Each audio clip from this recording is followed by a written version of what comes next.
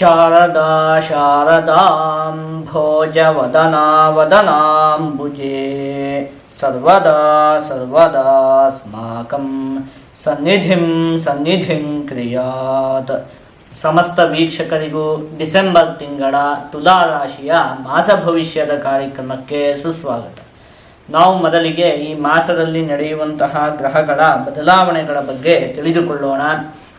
ಶುಕ್ರ ಗ್ರಹ ಈ ತಿಂಗಳ 2ನೇ ತಾರೀಕಿನಂದು ಮಕರ ರಾಶಿಗೆ, 28ನೇ ತಾರೀಕಿನಂದು ಕುಂಭ ರಾಶಿಗೆ ಪ್ರವೇಶವನ್ನು ಮಾಡ್ತಾ ಇರುವಂಥದ್ದು. ಇನ್ನು 15ನೇ ತಾರೀಕಿನಂದು ರವಿಗ್ರಹ ಧನಸ್ಸು ರಾಶಿಗೆ ಪ್ರವೇಶವನ್ನು ಮಾಡ್ತಾ ಇರುವಂಥದ್ದು. ಇದಿಷ್ಟು ಕೂಡ ಈ ಮಾಸದಲ್ಲಿ ನಡೆಯುವಂತಹ ಪ್ರಮುಖವಾದ ಗ್ರಹಗಳ ಬದಲಾವಣೆ. ಈಗ ಇದನ್ನೆಲ್ಲ ಆಧರಿಸಿ ಈ ಮಾಸದಲ್ಲಿ ತುಲಾ ರಾಶಿಯವರಿಗೆ ಯಾವ ರೀತಿಯಾದಂತಹ ಫಲ ಪ್ರಾಪ್ತಿಯಾಗಲಿದೆ ಅಂತ ಹೇಳಿ ಒಂದೊಂದಾಗೆ ನೋಡ್ತಾ ಹೋಗೋಣ. ಮೊದಲನೇದಾಗಿ ರವಿಗ್ರಹ ನಿಮಗೆ ಈ ಮಾಸದಲ್ಲಿ ತೃತೀಯ ಭಾವದಲ್ಲಿ ಸ್ಥಿರವಾಗಿರುವಂಥದ್ದು. ಈ ರವಿಗ್ರಹದಿಂದಾಗಿ ನಿಮಗೆ ಅನೇಕ ವಿಧವಾದ ಉತ್ತಮವಾದ ಫಲ ಅಂತ ಹೇಳುವಂಥದ್ದು ಪ್ರಾಪ್ತಿಯಾಗುತ್ತೆ.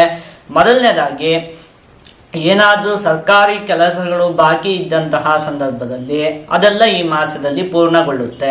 ಅಂದರೆ ಯಾವುದೋ ಒಂದಷ್ಟು ಕೆಲಸಕ್ಕಾಗಿ ನೀವು ಪದೇ ಪದೇ ಸರ್ಕಾರಿ ಕಚೇರಿಗಳಿಗೆಲ್ಲ ಅಲೆದಾಡ್ತಾ ಇರ್ತೀರಿ, ಆದರೂ ಕೂಡ ಅದು ಬೇಗ ಆಗ್ತಾ ಇರುವುದಿಲ್ಲ. ಆ ರೀತಿಯಾದಂತಹ ಸಮಸ್ಯೆಗಳು ಇದ್ದಂತಹ ಪಕ್ಷದಲ್ಲಿ ಅದೆಲ್ಲ ಈ ಮಾಸದಲ್ಲಿ ಬಗೆಹರಿಯುತ್ತೆ. ಆ ರೀತಿಯಾದಂತಹ ಕೆಲಸಗಳೆಲ್ಲ ಆದಷ್ಟು ಬೇಗ ಆಗಿ ಹೋಗುತ್ತೆ ಅಂತ ಹೇಳಿ ಯೋಚನೆಯನ್ನು ಮಾಡಬಹುದು. ಇನ್ನು ಈ ಮಾಸದಲ್ಲಿ ನಿಮಗೆ ಅಣ್ಣ ತಮ್ಮಂದಿರ ಸಹಕಾರದ ಪ್ರಾಪ್ತಿ ಉಂಟಾಗುತ್ತೆ. ಅಂದರೆ ನಿಮ್ಮ ಅಣ್ಣ ತಮ್ಮಂದಿರು ನೀವು ಮಾಡುವಂತಹ ಕೆಲಸ ಕಾರ್ಯದಲ್ಲಿ ನಿಮಗೆ ಸಹಾಯವನ್ನು ಮಾಡುವಂಥದ್ದು ಇರಬಹುದು. ಒಟ್ಟಲ್ಲಿ ಅವರಿಂದ ನಿಮಗೆ ಒಂದಷ್ಟು ಲಾಭ ಅಂತ ಹೇಳುವಂಥದ್ದು ಉಂಟಾಗುತ್ತೆ. ರವಿಗ್ರಹ ತೃತೀಯ ಭಾವದಲ್ಲಿ ಸ್ಥಿರವಾದಂತಹ ಸಂದರ್ಭದಲ್ಲಿ ಆರೋಗ್ಯಂ, ನಿತ್ಯ ಸಂತೋಷಂ, ಬಂಧು ಮಿತ್ರ ಸಮಾಗಮಂ, ಅರ್ಥಲಾಭಾದಿ ಸನ್ಮಾನಂ, ಇಷ್ಟಸಿದ್ಧಿಸ್ತುತೀಯಕೆ ಅಂತ ಹೇಳಿರುವಂಥದ್ದು. ಮುಖ್ಯವಾಗಿ ಆರೋಗ್ಯದಲ್ಲಿ ನಿಮಗೆ ಚೇತರಿಕೆ ಅಂತ ಹೇಳುವಂಥದ್ದು ಉಂಟಾಗುತ್ತೆ. ಅಂದರೆ ಏನಾದರೂ ಸಣ್ಣ ಪುಟ್ಟ ಅನಾರೋಗ್ಯದ ಸಮಸ್ಯೆಗಳು ಇಲ್ಲಿವರೆಗೆ ಕಾಡ್ತಾ ಇದ್ರೆ ಅದೆಲ್ಲ ಈ ಮಾಸದಲ್ಲಿ ಗುಣವಾಗುತ್ತೆ ಅಂತ ಹೇಳಿ ಯೋಚನೆಯನ್ನು ಮಾಡಬಹುದು. ನಿತ್ಯ ಸಂತೋಷಂ, ಮುಖ್ಯವಾಗಿ ನಿಮಗೆ ಸಂತೋಷದ ಪ್ರಾಪ್ತಿ ಅಂತ ಹೇಳುವಂಥದ್ದು ಉಂಟಾಗುತ್ತೆ. ಪ್ರತಿ ದಿವಸವೂ ಕೂಡ ಈ ಮಾಸದಲ್ಲಿ ನೀವು ಸಂತೋಷವಾಗಿರ್ತೀರಿ ಅಂತ ಹೇಳಿ ಯೋಚನೆಯನ್ನು ಮಾಡಬಹುದು. ಒಟ್ಟಲ್ಲಿ ನಿಮ್ಮ ಮನಸ್ಸಿಗೆ ಒಂದು ನೆಮ್ಮದಿಯ ಪ್ರಾಪ್ತಿ ಎನ್ನುವಂಥದ್ದು ಉಂಟಾಗುತ್ತೆ. ಬಂಧು ಮಿತ್ರ ಸಮಾಗಮಂ, ಒಂದಷ್ಟು ಬಂಧುಗಳನ್ನು ಮತ್ತು ಸ್ನೇಹಿತರನ್ನೆಲ್ಲ ಭೇಟಿ ಮಾಡುವಂತಹ ಯೋಗ ಇದೆ ಈ ಮಾಸದಲ್ಲಿ. ಅರ್ಥಲಾಭಾದಿ ಸನ್ಮಾನಂ, ಹಣಕಾಸಿನ ವಿಚಾರದಲ್ಲಿಯೂ ಕೂಡ ಉತ್ತಮತೆ ಅಂತ ಹೇಳುವಂಥದ್ದು ಉಂಟಾಗುತ್ತೆ. ಮುಖ್ಯವಾಗಿ ಇಷ್ಟಸಿದ್ಧಿ, ಅಂದರೆ ನೀವು ಏನೇನನ್ನ ಬಯಸ್ತಾ ಇದ್ರೋ, ನಿಮಗೆ ಏನೇನು ಆಸೆಗಳೆಲ್ಲ ಇತ್ತೋ ಅದೆಲ್ಲ ಈ ಮಾಸದಲ್ಲಿ ಈಡೇರುತ್ತೆ ಅಂತ ಹೇಳಿ ಯೋಚನೆಯನ್ನು ಮಾಡಬಹುದು. ಇನ್ನು ನಿಮಗೆ ಚತುರ್ಥ ಭಾವದಲ್ಲಿ ಶುಕ್ರಗ್ರಹದ ಸ್ಥಿತಿ ಇರುವಂಥದ್ದು. ಈ ಶುಕ್ರಗ್ರಹದಿಂದಲೂ ಕೂಡ ಅನೇಕ ಉತ್ತಮವಾದ ಫಲ ಅಂತ ಹೇಳುವಂಥದ್ದು ಪ್ರಾಪ್ತಿಯಾಗುತ್ತೆ. ಮುಖ್ಯವಾಗಿ ಮನೆಗೆ ಸಂಬಂಧಪಟ್ಟಿರುವಂತಹ ವಿಚಾರದಲ್ಲಿ ನಿಮಗೆ ಈ ಮಾಸದಲ್ಲಿ ಅಭಿವೃದ್ಧಿ ಅನ್ನುವಂಥದ್ದು ಉಂಟಾಗುತ್ತೆ. ಅಂದರೆ ಮನೆಗೆ ಬೇಕಾದಂತಹ ಆಲಂಕಾರಿಕ ವಸ್ತುಗಳನ್ನು ಖರೀದಿ ಮಾಡುವಂಥದ್ದು.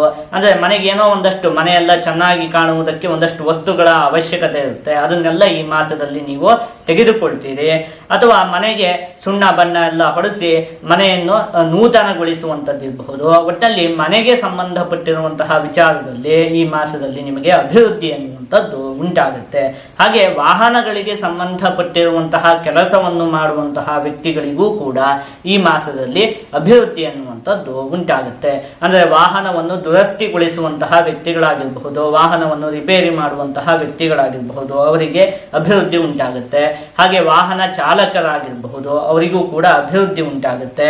ಹಾಗೆ ವಾಹನವನ್ನು ಮಾರಾಟ ಮಾಡುವಂತಹ ವ್ಯಕ್ತಿಗಳಾಗಿರಬಹುದು, ಅವರಿಗೂ ಕೂಡ ಅಭಿವೃದ್ಧಿ ಉಂಟಾಗುತ್ತೆ. ಒಟ್ಟಲ್ಲಿ ಏನು ಗೊತ್ತಾ, ವಾಹನಕ್ಕೆ ಸಂಬಂಧಪಟ್ಟಿರುವಂತಹ ಕೆಲಸವನ್ನು ಮಾಡುವಂತಹ ಎಲ್ಲ ವ್ಯಕ್ತಿಗಳಿಗೂ ಕೂಡ ಅಭಿವೃದ್ಧಿ ಅನ್ನುವಂಥದ್ದು ಉಂಟಾಗುತ್ತೆ. ಶುಕ್ರಗ್ರಹ ಚತುರ್ಥ ಭಾವದಲ್ಲಿ ಸ್ಥಿರವಾದಂತಹ ಸಂದರ್ಭದಲ್ಲಿ ಸದ್ಬುದ್ಧಿಂ, ಬಂಧು ಸನ್ಮಾನಂ, ಸ್ತ್ರೀ ಸಂಭಾಷಣ ಸಂಪದಂ, ದೇವತಾ ದರ್ಶನಂ, ಯಾತ್ರಾಂ, ವಿದ್ಯಾಗೋಷ್ಠಿ, ಸುಖೇ ಭೃಗೌ ಅಂತ ಹೇಳಿರುವಂಥದ್ದು. ಮುಖ್ಯವಾಗಿ ಬಂಧು ಸನ್ಮಾನಂ, ಬಂಧುಗಳಿಂದ ನಿಮಗೆ ಒಂದು ಗೌರವದ ಪ್ರಾಪ್ತಿ ಅಂತ ಹೇಳುವಂಥದ್ದು ಉಂಟಾಗುತ್ತೆ. ಇನ್ನು ದೇವತಾ ದರ್ಶನಂ, ಯಾತ್ರಾ ಅಂದರೆ ಒಂದಷ್ಟು ತೀರ್ಥಕ್ಷೇತ್ರಗಳಿಗೆ ಹೋಗುವಂಥದ್ದು, ಆ ರೀತಿಯಾದಂತಹ ಪರಿಸ್ಥಿತಿಗಳೆಲ್ಲ ಉಂಟಾಗುತ್ತೆ. ಆಧ್ಯಾತ್ಮಿಕ ವಿಷಯಗಳಲ್ಲೆಲ್ಲ ಆಸಕ್ತಿ ಎನ್ನುವಂಥದ್ದು ಉಂಟಾಗುತ್ತೆ. ವಿದ್ಯಾರ್ಥಿಗಳಿಗೂ ಕೂಡ ಈ ಮಾಸ ಅತ್ಯಂತ ಉತ್ತಮವಾಗಿದೆ. ಇನ್ನೂ ಒಂದು ಸಂತೋಷದ ವಿಷಯ ಏನು ಅಂತ ಹೇಳಿ ಆದರೆ ಗತ ಮಾಸದಂತೆ ಹೋದ ಮಾಸದಂತೆ ಈ ಮಾಸದಲ್ಲಿಯೂ ಕೂಡ ಬುಧ ಗ್ರಹ ನಿಮಗೆ ದ್ವಿತೀಯ ಭಾವದಲ್ಲಿ ಸ್ಥಿರವಾಗಿರುವಂಥದ್ದು. ಹಾಗಾಗಿ ಅತ್ಯಂತ ಉತ್ತಮವಾಗಿ ಹಣದ ಆಗಮನ ಅಂತ ಹೇಳುವಂಥದ್ದು ಉಂಟಾಗುತ್ತೆ. ಇದಿಷ್ಟು ಕೂಡ ನಿಮಗೆ ಈ ಮಾಸದಲ್ಲಿ ಪ್ರಾಪ್ತಿಯಾಗುವಂತಹ ಅತ್ಯಂತ ಉತ್ತಮವಾದ ಫಲಗಳು. ನೀವೀಗ ಒಂದು ವಿಚಾರದಲ್ಲಿ ಈ ಮಾಸದಲ್ಲಿ ಸ್ವಲ್ಪ ಜೋಪಾನವಾಗಿರಬೇಕು.